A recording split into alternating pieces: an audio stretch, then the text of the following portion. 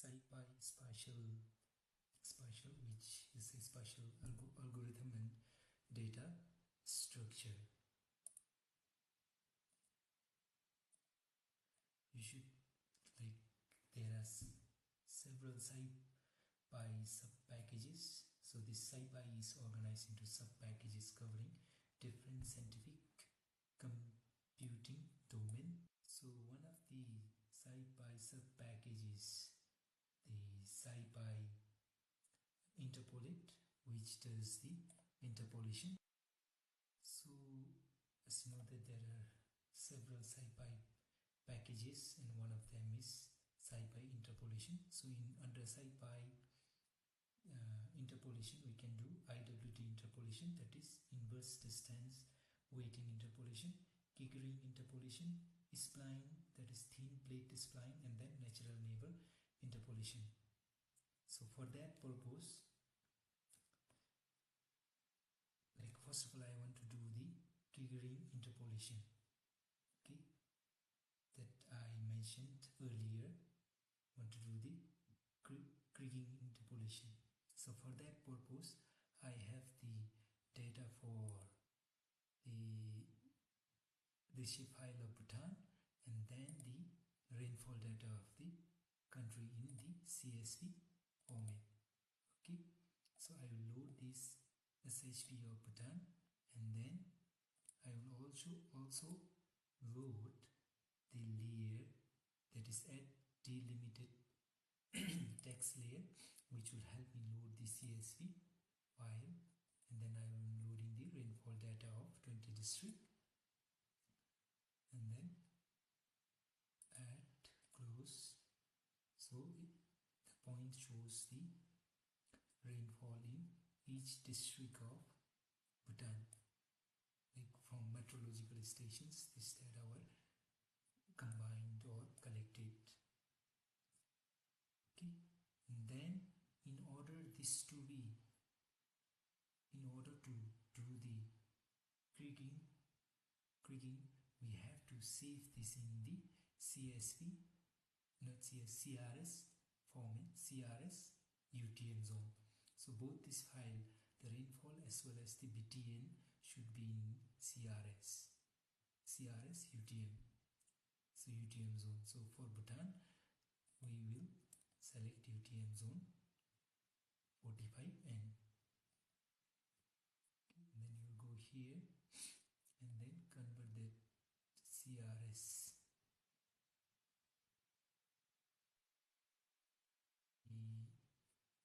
WGS 4326 EPSC 4326 WGS 84 to EPSC 32645 WGS 84 and UTM zone 45N, and then I can name it as rainfall UTM Bhutan, and then click OK, and then I can remove this one. Then again I have to convert the CRS, change the CRS that I have assigned to rainfall. It should be same with the rainfall CRS. So BSUTN underscore and again EPSC 3264 WGS 84 UTM zone 45M, and then click OK. Then I can remove this. Then I want to save this one. Let's say index top. I will create one folder. It's the spatial, and then name it as PSUTN.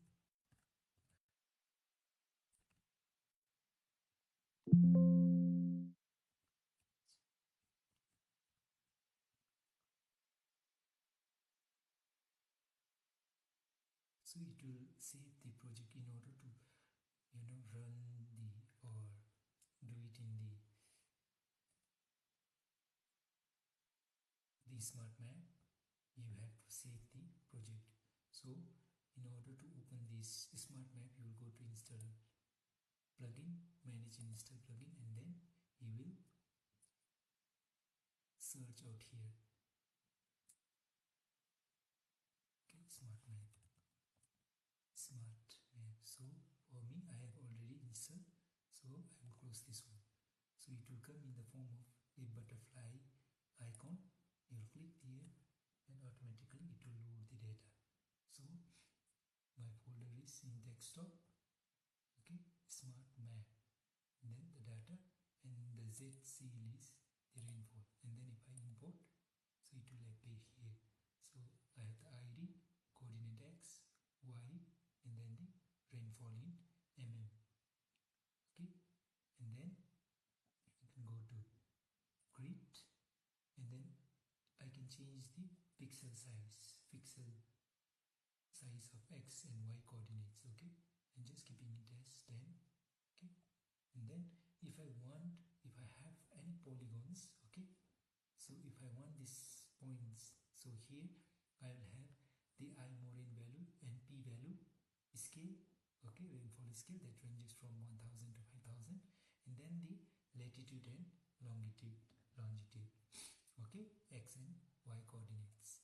And then if I click on outline polygon, then Bhutan map will automatically, because this is the only polygon loaded in this project. So if I click define, and then so this will be inside the map of Bhutan.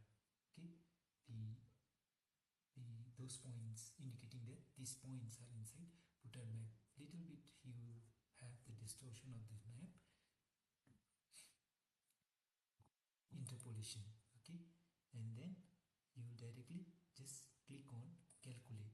So see, it will have isotropic variogram, you will have points, and then distance, and then semi-variance. Okay, and then if you want to change the maybe maximum distance, maybe you want to exponent is very Gaussian, linear to steel, you have many options. Okay, and then you can also see the cross validation. So if I click on cross validation, see how it does. It will do the QGIS. Okay, it has the Z predicted, okay, and the observed and predicted, okay, and XY coordinates. So for example, this XY coordinate has this Z observation and Z predicted, that is the rainfall data, okay, in mm. And then you will have cross validation with R square, and then the linear algebra. Okay, you have the predicted rainfall and the observed value of that rainfall. This is an observed value, this is a predicted value. Okay, and then furthermore you can interpolate. So you can change this one and you can click on interpolate, and then it will give you the answer. So this is how you do QGIS. So the next task is on the natural neighbor interpolation.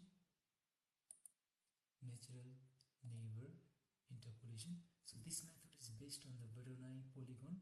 It estimates the value at an unsampled location by calculating the natural neighbor, that is nearest neighboring point that share the largest overlap with the interpolation point. So this will generate the smooth surface by considering the weights of the surrounding point based on the size of their overlapping region.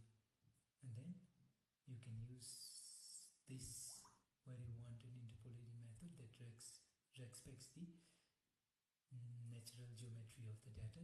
It is widely used for interpolating irregularly spaced data or when smoothness is important, but there are sharp changes in the data. So therefore, in order to do the natural neighbor interpolation, I am using the same data, and then I can go to just raster analysis, and you have the grid nearest neighbor. So if you click there, so will appear, and then your point here is the rainfall data.